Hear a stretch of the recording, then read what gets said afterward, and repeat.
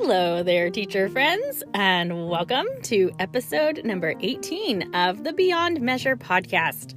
My name is Christina Whitlock, and I host this little show, hoping that it brings you at least a little boost of camaraderie and helps you get through the week. Just consider me your anytime piano teacher friend. You know, last week we had a great time exploring the concept of how to end a lesson effectively. Today, we're going to swing that pendulum way back in the opposite direction, and we are going to chat about what you do before you start teaching for the day. I am calling this our music teacher warm-up.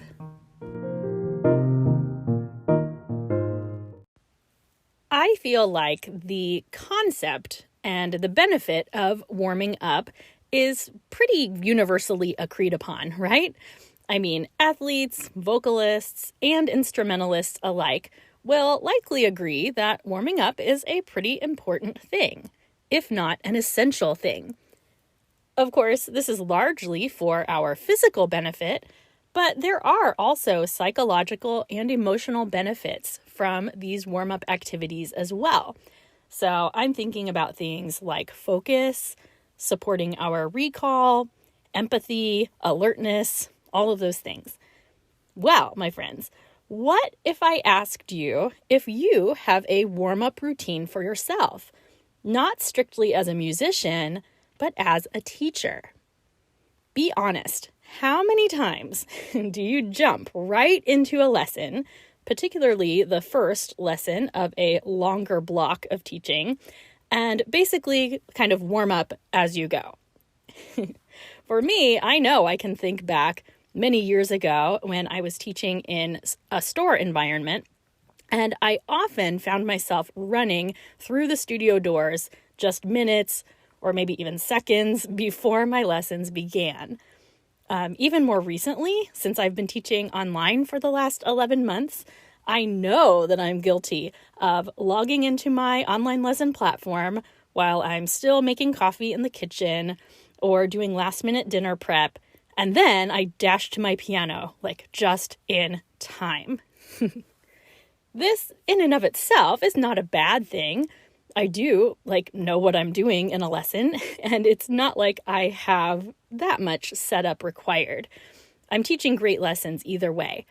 But, like many things I talk about in this space, quote-unquote good enough just doesn't quite cut it for me at the end of the day. I have to be better than that. So, imagine this. What if you committed to being in your studio space a full 20 or maybe even just 15 minutes ahead of the start of your first lesson? For some of you, I know this is nothing new, but for others, that probably feels impossible or maybe even just unnecessary. But hear me out, my friends. What if you were able to enter your teaching hours having already played a few scales and a few passages from your students' repertoire? What if you had 60 seconds to stretch and practice proper breathing? What if you could read through last week's lesson notes so you were already reminded of what's coming up for you today? What if you could have a few extra minutes to tidy up your space and just ease the chaos in your mind a little bit? What if you could warm up your voice to prevent vocal fatigue from overspeaking? What if you could just soak up a few precious moments of silence and calm before having to make that mental shift into entertainment mode? Does any of that sound appealing to you? I know it does to me. So let me be the first to confess that I have not always done this well. In fact, I would argue I've been pretty lousy at it ever since having children of my own. But I'm coming around, my friends. This is me recommitting. I've been experimenting with having a goal to be in my studio 15 minutes prior to the start of my afternoon lesson stretches. So in my current situation, I am teaching for 3 hours every weeknight. This is, of course, in addition to morning and afternoon lesson blocks, but just in the name of setting reasonable goals, I'm trying to concentrate on those after-school hours for now. And besides, let's be honest, those are the ones that tend to drain us the most anyway, right? So if you are anything like me, there are many tasks I'm guilty of trying to squeeze in moments before a lesson begins, especially since I teach from home. So these are things like making coffee, getting my girls a snack, starting a load of laundry, finishing up my dinner prep, picking out a new book for a student that's coming that evening. The list goes on and on. But rather than rushing around trying to accomplish those things with a lesson starting any second, if I commit to being in my studio space for those 15 or so minutes ahead of time, I am able to mentally prepare and just get in the zone by the time I start meeting with students. What's funny is, even though I'm tempted to think I need every last second before those lessons begin, I'm finding out that if I just set the rule that I'm in my studio 15 minutes prior, the other stuff somehow still gets done. Isn't that interesting? Here's what I believe in my heart of hearts. This time will make you a better teacher. There is something really cathartic about committing to being in my studio space for those 15 or whatever minutes. It calms me. And as someone who struggles with anxiety and perfectionism and a heap of other things you probably know a lot about, this one simple practice helps set my day in motion in a much better place. I'm sure that we would all benefit from a different combination of agenda items during this time, but let me throw a few at you and you can see what sticks. The first thing that I commit to doing during these few minutes is actual warm-up time. As musicians, we would never recommend sending our students into a competition or a performance without warming up at home or on site. Many of us, if surprised by some kind of spontaneous opportunity to play, will often spout off some sort of disclaimer about how we're not warmed up. Furthermore, as music teachers, we believe that playing our instrument benefits us in untold ways. I know that I believe strongly in what science has told us about how, while listening to music is good for us, that the actual playing of a musical instrument lights the brain up like nothing else. Playing our instruments is a great way to awaken our senses, to start those endorphins flowing, and to get those neurons firing in fantastic ways. I tell my students this stuff all the time. Yet, how many days go by when I don't play the piano outside of a lesson at all? It's that whole do as I say, not as I do thing. And as a parent, I can tell you that doesn't work very well. So what if you commit to 5 minutes? It's not that long, my friends, of technique work and visiting a few passages. I know that I'm always telling my students that 5 minutes at the piano is worlds better than 0 minutes. So again, let's start practicing what we preach. For me, while this time does help ensure that I am working in a small way to improve my own technique, the benefit is so much more mental and emotional. It feels good to connect with my instrument again. Personally, I love playing scales and Czerny exercises and Bach, but I know, not all of you agree with that. I also love just playing through some of my students' repertoire for the day. Not because there's anything there I can't already play, but because I almost always run across a passage where I think, hey, I forgot how tricky that can be. Or, I wonder if Sally found that part to be challenging.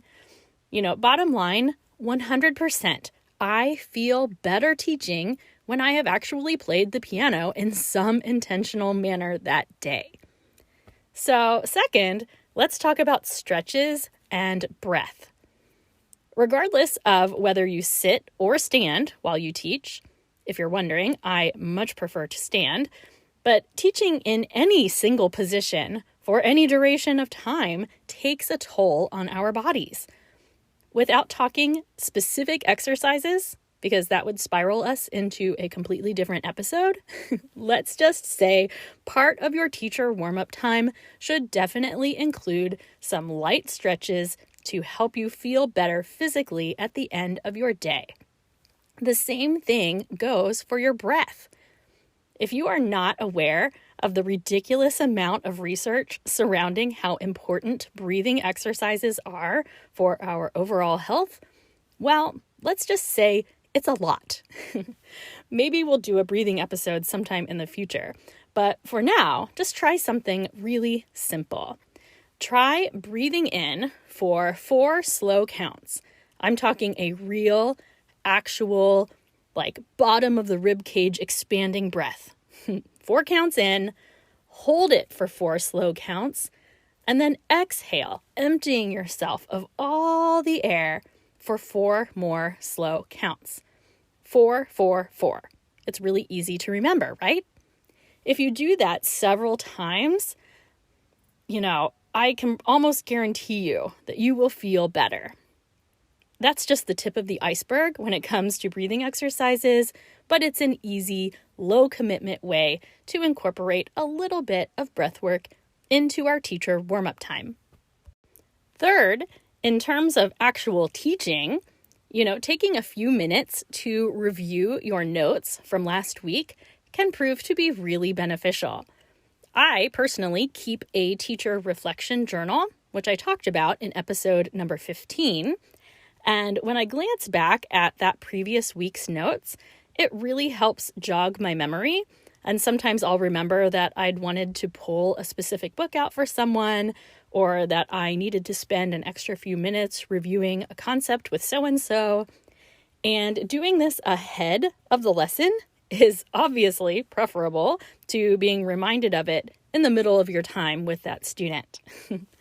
Even something as simple as rereading the lesson plans you've created for that day, or even just looking down the list of student names you're going to be seeing, can be very helpful just to center yourself on exactly what that group of students is going to need most from you that day.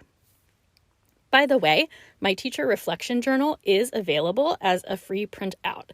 So just throw me an email at beyondmeasurepodcast@gmail.com if you are interested in getting your hands on it. So, because time always flies while we're having fun over here, here is the gist for today. Get your body in your studio for 15, 20, 30, whatever minutes ahead of a teaching block. I have no doubt that you will find something to do with your time. We would all benefit from a few minutes of vocal warm-ups since, we talk for a living. We would all benefit from a few minutes of improvisation at our instrument, or sight reading, or organizing one stack of sheet music, or reading a book that we can relate back to our teaching, or seriously, just sitting in quiet. Do not underestimate the power of that, my friends. What you choose to do with your teacher warm-up time is obviously up to you. The only things I'll tell you not to do is scroll any kind of social media during that time. And in general, just consider any email or other screen time very carefully. There is zero shame in any of those activities. I just don't see them helping your teacher warm-up time. One quick note before we wrap up today, that obviously for me, my studio is in my house. This concept obviously can work for those who teach in a separate studio space as well, but it is notably harder for those of you who travel teach. By the way, I do not recommend going and sitting in your student's family room for 15 minutes ahead of the lesson. That would not be refreshing. The thing is, If you heard any of these ideas today and immediately dismissed them, thinking, that will never work, well, I challenge you to change that mindset. Because instead of being adamant that things won't work for you, it's much better if you consider what you could do to better prepare your approach to your lessons. If you're a travel teacher, perhaps you do more of these things before you leave your house. Or maybe you incorporate some kind of mindful prep time into your commute.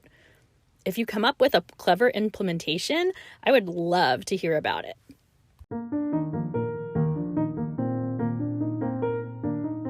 So, before I send you off into another week of teaching, let us raise our imaginary or actual glasses and celebrate a toast to us. Music teacher friends of the world, today we commit to small steps toward better teaching. While the warm-up time we just talked about will likely have benefits for our students, it is so much more about investing in us and our own peace of mind. The music teaching life does not have to be one of hurry and last-minute preparations.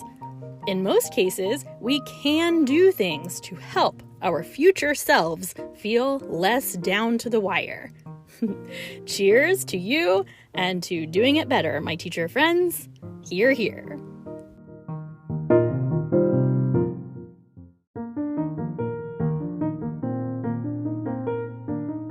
Who is ready to get warmed up for their teaching time this week? I would love to know how and what you end up incorporating into your teacher warm-up this week. So come hang out with me on Facebook and Instagram. I'm there at Beyond Measure Podcast. And you can also send me an email with any ideas or experiences.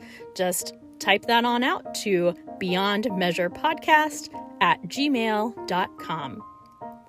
With that said, I will simply wish you a terrific week, and I'll hope to visit with you again next time. Thanks so much, my music teacher friends.